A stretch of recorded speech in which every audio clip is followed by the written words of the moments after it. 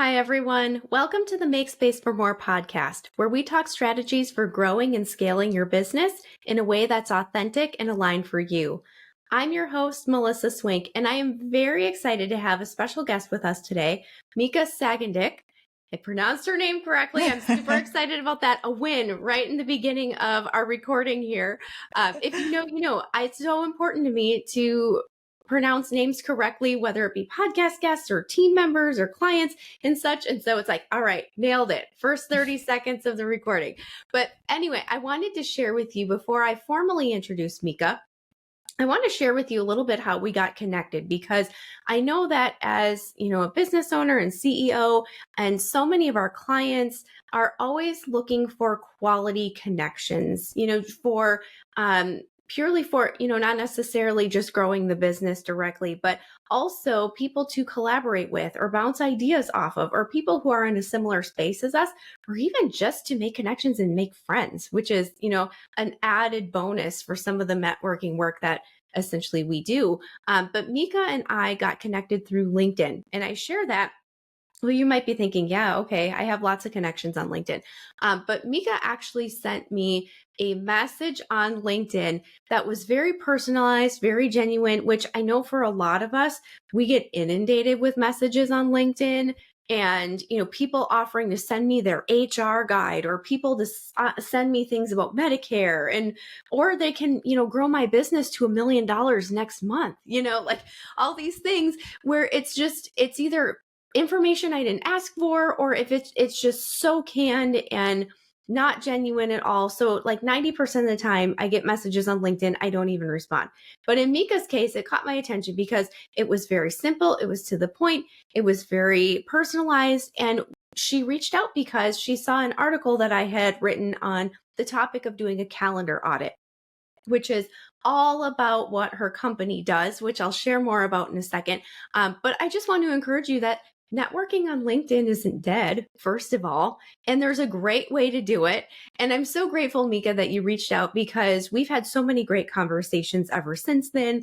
I've attended a workshop that you hosted, or I should say spoke at, hosted, co-hosted.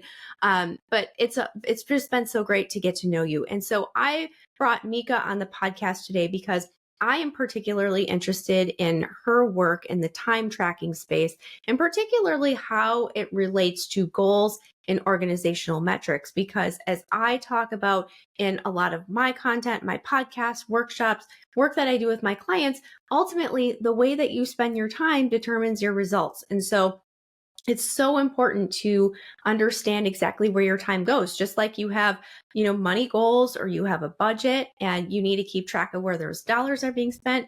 We also need to be keeping track of where our hours are being spent, because it truly makes a difference. So all of that being said, Mika Sagindyk is a co-founder of Tackle and works with top executives and leaders to run calendar audit on autopilot. She has extensive experience in the technology industry and has previously built a team at AWS. Mika, welcome to the Make Space for More podcast. This has been long overdue. I'm super excited to have you sharing with us today.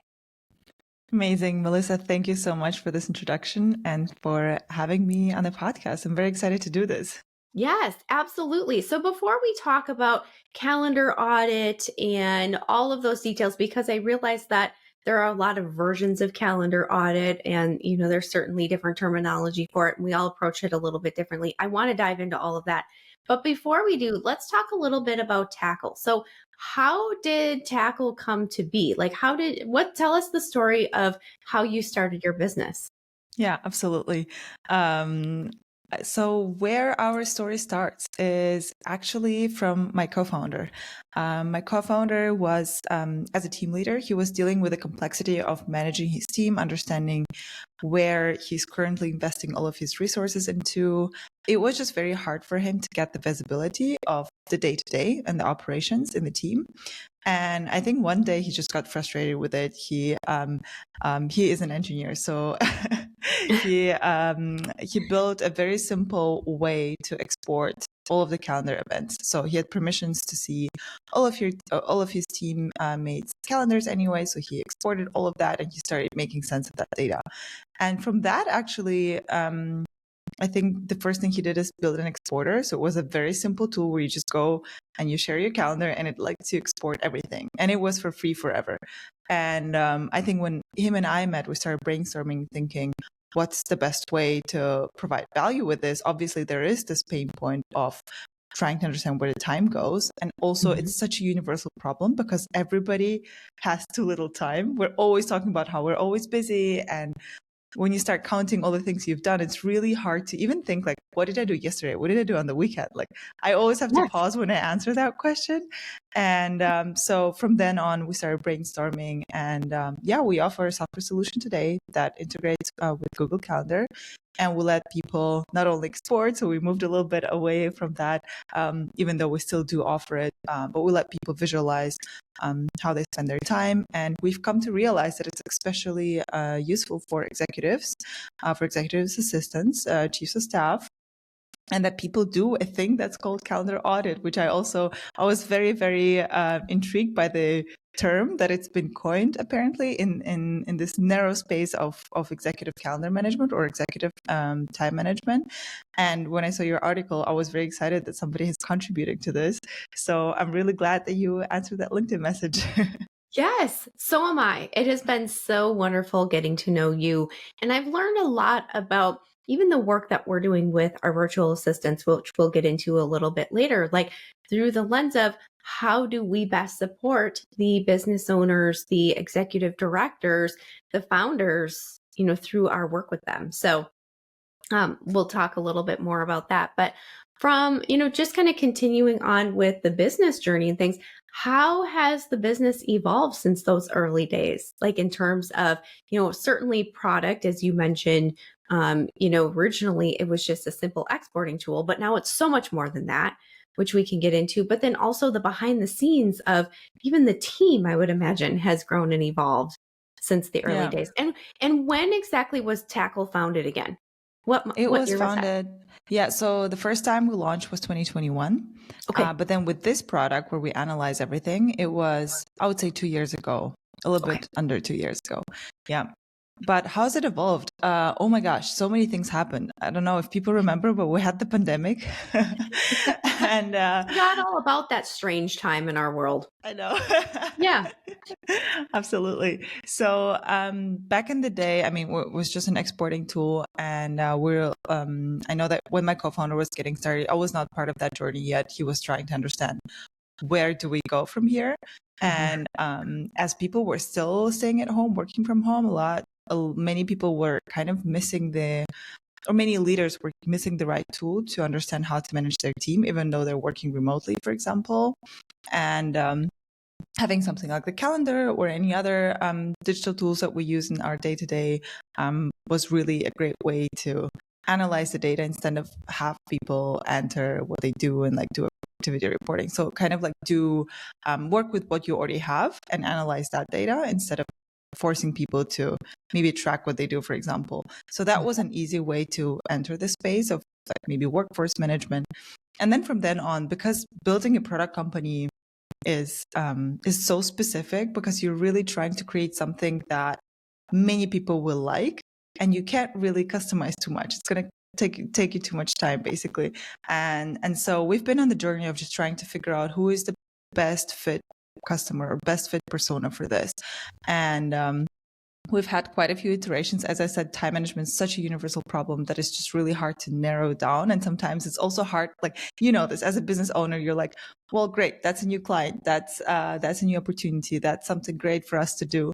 But then in product management, you really have to be very focused and say no to some opportunities to make sure that your product stays relevant to everybody else you're serving, and not that you build too many things on top that may not be relevant to a large user base. And so we've been at the journey of figuring it out. But I would say that our direction of working with executives has proven to be the most valuable. And so this is what we decided to focus on. That brings up an excellent point, because I am not in the software space. I have, our business is very labor intensive, if you will. It's very labor focused. It's very service focused. So when you bring that up, you're right, because the best software is very intuitive. Like, it knows what I need. But there are people behind that trying to figure out what exactly do we need. So I would imagine that, you have many suggestions coming your way and that you really have to narrow them down and figure out what makes the most sense, what is going to be most impactful for the people we're trying to serve, and then build something to create that. That's fascinating. Yeah, absolutely. A lot of market research, I would imagine. A lot of it's a lot of conversations with executives. Yeah, a lot of conversations. It's also in this day and age, people are so used to getting all the information they need online and like comparing tools very quickly. And so you really have to be fast at like proving that you deliver value. And but it's a lot of fun. And I get to have conversations like this one. Yes, exactly. Now, so it's you and your co-founder. What does the team look like behind the scenes? Yeah, so we're not a large team. We're 5 people in total. And that has really enabled us to be more efficient and to really prioritize very ruthlessly what we want to do. We went through a phase where we were more people and we were doing more. And that did not necessarily lead to greater impact. So we did not really see it reflected in the value that we were providing, in the feedback that was coming our way. And so we kind of decided to keep things more simple and to be more lean as an organization.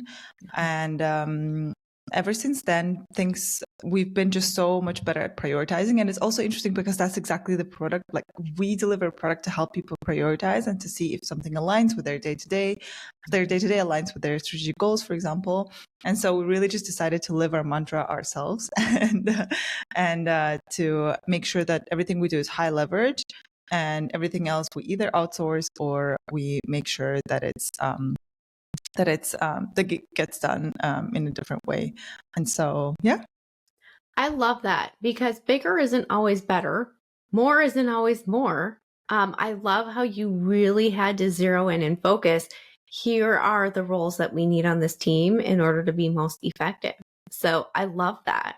So in kind of a similar, I guess in a similar fashion, but also in a segue then, this is the challenge that so many of the clients that I work with, so many of the people listening to this podcast are facing. Like, I've got all these things that I want to be doing. I have all these clients that I need to serve. I have just so much. We have so much on our plates, even at home.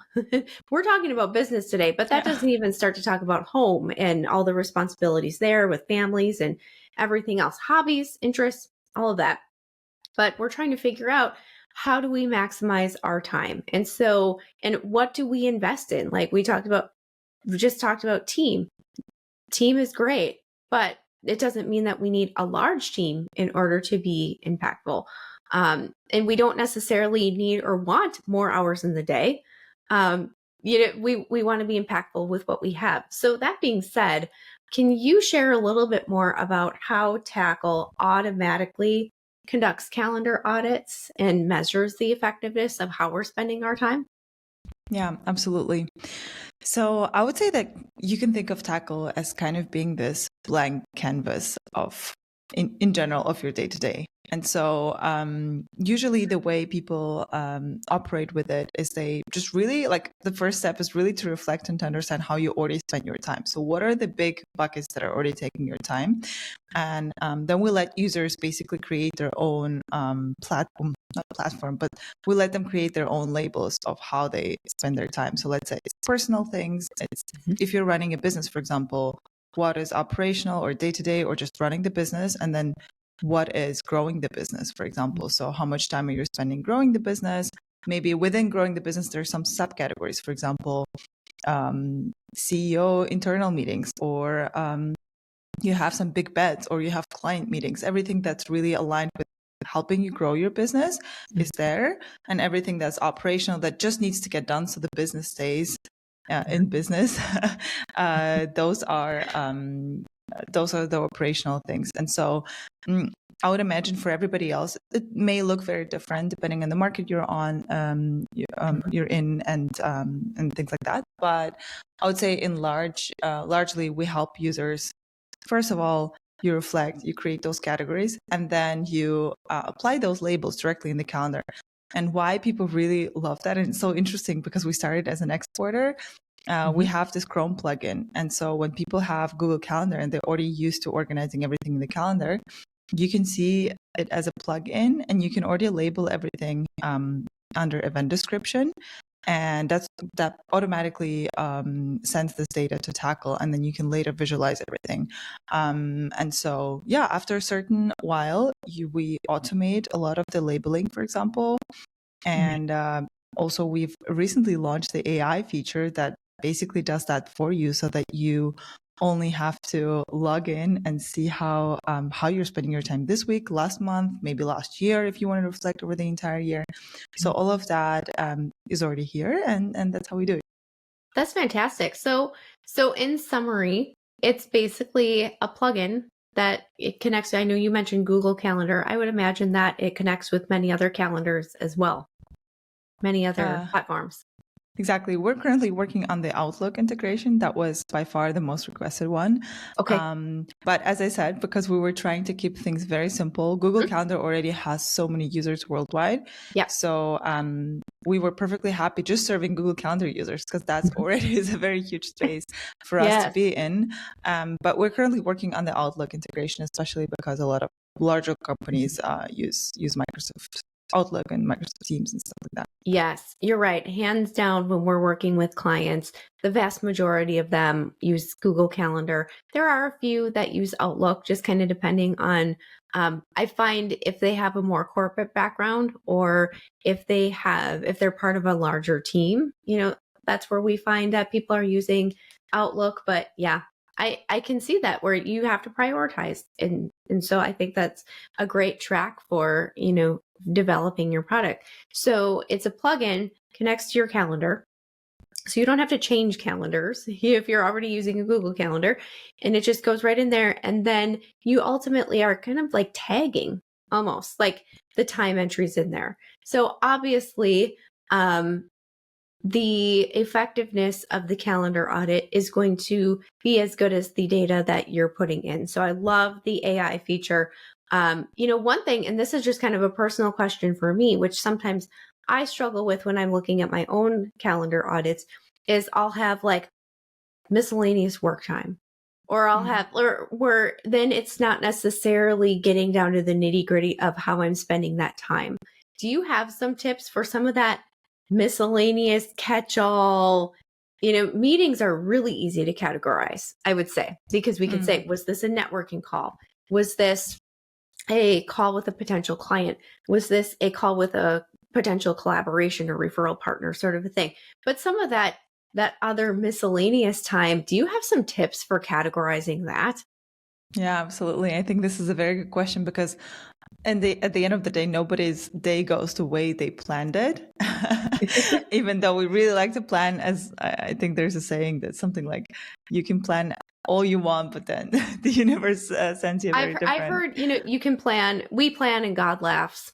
That's another way to say it. Yep. Absolutely. So we can do whatever's in under our control, for sure. But so the way that I've seen a lot of executives and executive assistants do, and I've actually taking all of these user calls as an inspiration, because every time I talk to them, I'm like, oh wow, I didn't think about organizing my life this way or my work this way. And so I've seen people I've seen people plan their week, and they would basically say, I want to make sure that we accomplish this week, for example. They have a certain goal, they have a top goal for the month, maybe for the quarter, but then they have some weekly accomplishments that they want to make sure that happen. And I would see them create events, or they already have some events in the calendar, but then if anything else needs to be done, they would add it as a task or as a Google Calendar event as well. And then a lot of people that come to us are already using color coding, for example. Sure. So they would specify, for example, anything that's client is red, anything that's team is green, and then everything that's miscellaneous, maybe yellow, for example. But then you already see, just like by looking at the calendar, that miscellaneous is not too much. It's not more than 20% maybe. I mean, if the entire calendar is miscellaneous work, then you would probably want to know what exactly you're doing that week and what you want to accomplish. But I would say it's always, I think for me, for example, personally, I think I'm kind of following the 80-20 principle here. I have to know that 80% of the work that I do, I kind of understand where it's going, and I don't need to understand every single detail. So just like without spending too much time, have a big picture understanding of what's going on. And then sometimes at the end of the week, I would go and edit what I did do or did not do, just to specify a little bit. So that helps me reflect. If it's a habit, it usually doesn't take longer than 5 minutes per week, but then it gives you the illustration or the visualization that will help you make more informed decisions and maybe delegate some of the things. So, yeah. I love that. Yep. At the end of the day, it's the 80-20 rule. You know, if we're putting good information in the calendar, you know, we understand that not every minute of every day is going to be very focused and productive time. It's just absolutely. There's those little bit chunks of time in between meetings where it's like, I've got 10 minutes. I can't really get started on anything significant. I might as well, you know, respond to a couple of those easy emails. And then, you know, there's always that kind of fluff time, if you will. So I have written about calendar audit. I've talked about it on the podcast. I have an event coming up in December that I'm going to be talking about calendar audit and reviewing and reflecting on this year and what do we do with that information for next year. But I'm curious because everybody does this a little bit differently. How do you walk executives through doing a calendar audit? Yeah, absolutely. So I think the most important question is what people actually want to accomplish with a calendar audit. So kind of having that main purpose for why, and some people have very different reasons for doing that. Sometimes it's actually mandatory in an organization to understand how employees are spending their time. Sometimes it's more of I want to understand how much of my time is in work versus personal things. And so that already combines the personal aspect of it as well. So I think just understanding what you would want to achieve. And then based on that, you can have different questions that you want to answer with that calendar audit. And so what I've seen very effective executives do is they would have certain questions that they want to answer. I actually summarized that recently in a blog post, but I would say there's definitely a few questions that I've seen. It's a pattern that I've seen across many executives. And so usually the first question is obviously, where does my time go? So where did it go last week, last month, things like that. So kind of being the opener. Then there's another one that's very interesting. How well does my week reflect my key priorities or my organizational goals? So let's say the company is planning to enter a certain market or working on this product that's been or on introducing a new service, and it's been in planning or work in progress for the last 6 months, and now is the time to launch, and this is the highest priority. And so if the executive was responsible for it, maybe it's not putting more of 10% of their time into this direction, but something is taking way more time for this, maybe in an old product division. We know that it may be not completely aligned with where the organization wants to go. And so in this moment, especially because you have such a busy calendar and you tend to just like attend everything and go to all the meetings because everything seems important as always, just taking a few minutes of your time to understand if that aligns well with the organization already helps you understand if you're creating the highest value you can. So we have to learn how to say no sometimes. Absolutely. I think that's my biggest learning out of calendar audit is just, what do I say no to? And like by default, everything is a no, unless I have a very good reason to say yes. And that's one thing that I've come to realize with a lot of executive assistants and executives in conversations with them. They are so protective over their time. They're just like, I only have this many hours to make an impact, and it better be well spent. So how do I make sure that this counts? And it's been a great deal of inspiration as well. That is fantastic. Okay, so I want to pause there and just acknowledge some of the most productive people and the most effective people are very defensive of the way that they defend their calendar, they defend their time, and they are very intentional about what they say yes to. For those of us who are recovering people pleasers, or we know we're people pleasers, like for me, in being the owner of my company, you know, I get approached to have different conversations, or I get pulled into different things And so for me, I tend to come from a place of yes. And so this is a really great thing to bring up even for me, and even giving me some permission of, hey, I can't be in all the things. I can't have all the conversations. So I love that you brought that up. Yeah, absolutely. It's been a great deal of inspiration for me as well. And Mm-hmm. also just this simple realization that it's not even about, like, it's not even that we reject certain things. We're making space for what really matters, for what's Mm-hmm. going to really make a difference and helps us live a more fulfilled life. And so even though we started with this very, I would say, work context direction, like this is only about calendar audit, the conversations that evolved out of this was very much about how to lead a successful and happy life and a fulfilled life, and how to spend most time in domains that you actually thrive in versus something that may not add a lot of value to you, maybe emotionally, spiritually. And so I never imagined that these are the topics I would end up sometimes talking to with my customers, but they are.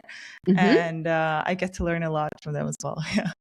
Yes, I love that. I love that. So really, the calendar audit, we want to know, where is our time going? But then also, more importantly, is the way we're spending our time in alignment with the goals and priorities that we've set.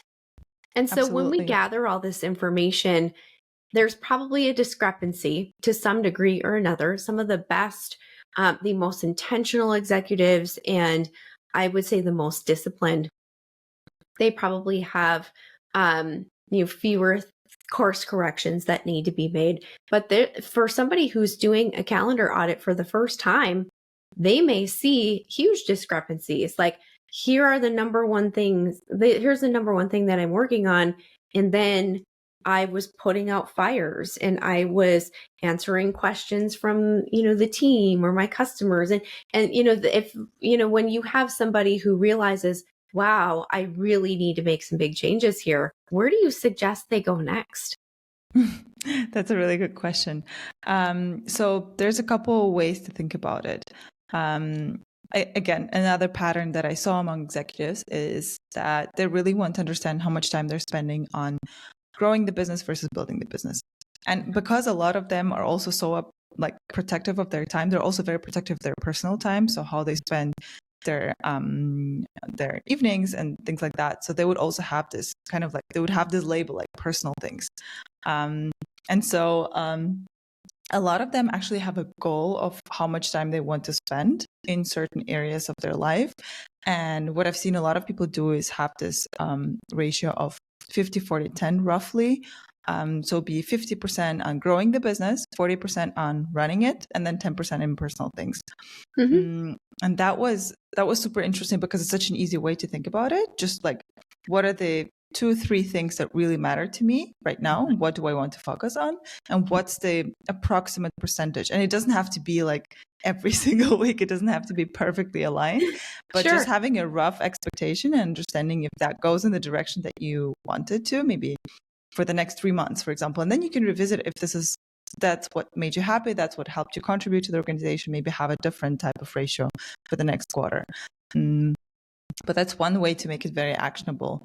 And we actually offer it in our product as well, something called goals. So time-based goals. People can set a goal of how much time, max or min, they want to spend in a certain area. It's interesting. For example, some people didn't want to spend too much time talking to clients that aren't, for example, super relevant for the business right now, but rather to customers that they see growing with, for example. And that's something where they can hold themselves accountable to actually achieving those time-based goals. Absolutely, yeah. So that's one way to think about it. I would say another way to think about it is also to review all the activities that you do and also understand what you want to delegate, what you want to keep doing, and what you want to completely just make exquisite, so that it's not the most joyful thing to do, but you have to do it anyway. And you're the only one who can do it. So just try to make it as joyful as you can. So different ways to make it actionable. I love that. I was going to ask you about ratios. So you read my mind on that, because I'm like, ideally, how do you see executives dividing up their time? But then I also love how you brought in there, what is your zone of genius? And, what do you want to delegate? Or what are the things that, fortunately or unfortunately, you're the only one who can do, and how to find joy in those types of things? Because certainly we work with many clients who our team is their very first hire, where it's been all them, where they're doing the running of the business, the growing of the business, the serving the customers, and all of that. So inevitably, depending on the stage of business that you're at or where you're at in your career, there may inevitably be some things that you don't love doing, but you don't have other people on the team that you can hand those things off to. So I love that you acknowledge that. Absolutely. It's very interesting that it's also giving us the permission to say, honestly, what did you enjoy apart from delivering value? And usually it's actually very well aligned with where we deliver value and what we enjoy. And so answering that question is also a really good way to contribute to the company and to your customers. And I enjoyed that.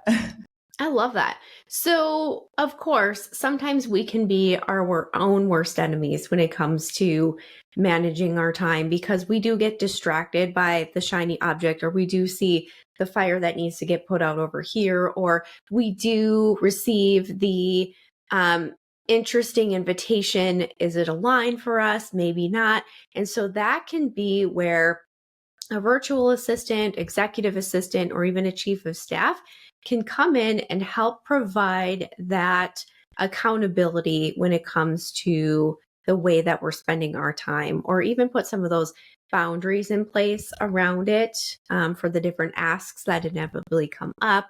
I also see in there where I've had clients say, I need them to be the gatekeeper for all of these things that I'm being invited to, and things like that. Or, I'm getting inundated over here with requests and questions. I need somebody else to be the first line of defense for jumping in on those types of things. So in your experience, how have some of the most successful executives gotten their assistants involved in this process? Yeah, that's a really interesting question. I think I was talking to a chief of staff about it, and they were saying that it really depends on the personality of the executive. Mm-hmm. So they may like certain things this way or that way. And so I think just this personality alignment almost, or this like energy balance between the assistant and the executive is super important to get things right. Mm-hmm. But I would definitely say like the trust layer is super important, just trusting one another completely.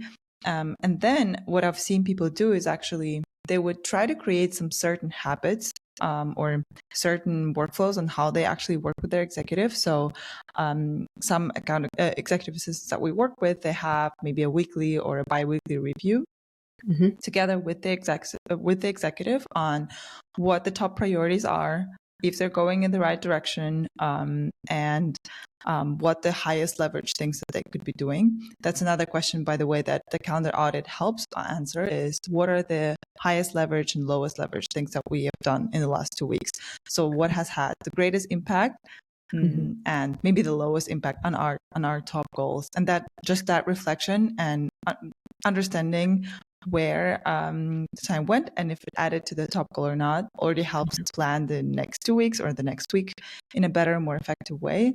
And so being able to even say that, to like enabling your executive assistant to even say things like that and be very transparent and share their honest opinion is also a really great way to hold yourself accountable, basically. And so I found that if executive assistant and chiefs of staff can actually go into that zone of holding their executive accountable, sharing everything transparently, and just being very, very open about how things go, that can lead to true difference. Versus obviously, if you only engage in other tasks and you may be too protective of this kind of topic, you may not be able to tap into that additional part of how, discovering what to do best. So yeah, that is fantastic advice, and that aligns with my team when I ask them, what are some of the habits of the most successful clients that you work with? And hands down, it's they communicate with me. They're very open about, here's what I'm working on. Here's what's not working for me. How can you help? And they also trust them. So they trust their expertise. They trust their opinion. They trust their intuition. And so it's that communication and trust that's huge, number one, for that relationship, like you said. And I would even say taking a step back from that and developing, like you had mentioned, I think those processes. So for example, if we have an executive who is continuously being invited to speak at different events and things like that, they need to kind of pre-qualify, if you will. Who is the audience? What are they hoping to achieve through bringing, the executive in to speak? Like, we can develop those processes to work with, clients and executives so that we're able to filter out what are the most important things on their behalf. And so that's another way that we can build trust, like you say, is, communicating about those processes and things like that. The other thing is too, that I was thinking about is particularly with calendar audit in your software, executive assistants and virtual assistants, if they're doing email management and calendar management, they can even start to tag and categorize, these meetings. And, again, is it networking? Is it building the business? Is it running the business? What are some of the details there? And so they can even help monitor and pull those reports and take a look at, here's, the bulk of how the time was spent in the last 2 weeks. Where are the gaps? What went well? And then what can we do better? So having that added accountability and really that collaboration and partnership can be huge.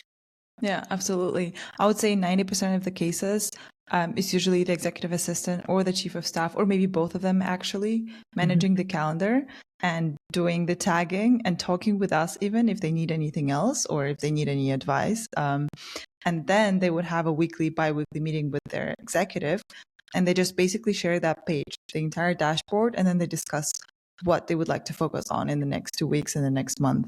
And that is super interesting. We've even had clients where the executives, I think it's their third executive already, and every new executive that comes in, the assistant and the chief of staff, they keep using the same way of categorizing everything and visualizing everything, which has been very fascinating. I didn't expect this to happen because usually every executive has their own preference. But in this case, the organization benefits so much from it that they said, this is what executives are going to follow in their organization. So I was going to say, or sometimes it's I don't want to come up with all the tags and the categories. If you have a system, just implement that system. Absolutely. And then I can change it. Yes. We certainly have clients that we work with that will say the same thing. Like, I can't make one more decision. You just set it up and then we'll fine tune from there. Exactly. So that takes the guesswork out. Yeah, absolutely. Yeah. So tell us, as we kind of wrap up here, where can we learn more about Tackle or give that system a try? So yeah, thanks for following up. Anybody can sign up anytime at timetackle.com. And we have a free plan and also a free trial of any of our paid plans. So anybody can just go ahead and try it out. And make sure to add the Chrome plugin so that you actually get the full taste of it and working with it in your calendar. And then if you ever want to connect and to change ideas, brainstorm, or just request even a feature or anything like that, feel free to add me on LinkedIn or on Twitter. I'm usually very responsive on both. And I'll be very excited to see how we can help more people. Love this. Yes. And this is on my radar as well to get that installed on my Google Calendar. We use Google Workspace, especially looking at the year ahead, because I know that as we continue to grow, I need to be more intentional. Increasingly, this is never done. I feel like this is something that is always improving and evolving, is being increasingly intentional about where I'm spending my time, but also then what I need to release and what I need to cross train and delegate to other members of the team. So I think that having that audit and having my executive assistant involved in that will be a game changer in the coming year. So I have that added accountability as well. So super excited to dive into tackle. For those of you listening, I will continue to report back because you know me, this is a topic that I get very excited about, and I'm always looking for interesting insights that might be helpful to our audience. So Mika, thank you so much for being on the podcast today. It was so good to connect with you. We always have such great conversations. Thank you so much, Melissa. This has been super, super inspiring as well. And just to hear your thoughts on this and to learn what you've learned from your customers. So thank you so much for having me. And to everybody else, have a great end of year and have a good new year. Yes, exactly. Thank you so much, everyone, for listening and tuning into today's episode. I hope that this has given you a perspective on how you may be able to manage your time differently, moving forward, especially as we're looking at, resetting for 2025 and, the energy and excitement of a new year. I encourage you to do a calendar audit and see, what went well and what do I maybe need to fine tune and tweak in order to be more effective in the coming year. So if you've enjoyed today's episode, please feel free to share this with, an entrepreneur, business owner, executive that who, of course, wants to do more with the time that they have and less of the things that they don't want to be doing. It's always a great way to share a little perspective with them. So appreciate your shares, appreciate you listening today. And I'll be back next week with more tips and tools and tactics to grow your business beyond you. Have a wonderful day, everyone. Bye-bye. Thank you for tuning in to another episode of Make Space for More. We know these insights are valuable, and we hope you are inspired to keep growing your business beyond you. Remember, growth is a journey, and you don't have to go it alone. Until next time, keep automating, delegating, and elevating your business. This is Melissa Swink, and I'll see you on the next episode of Make Space for More.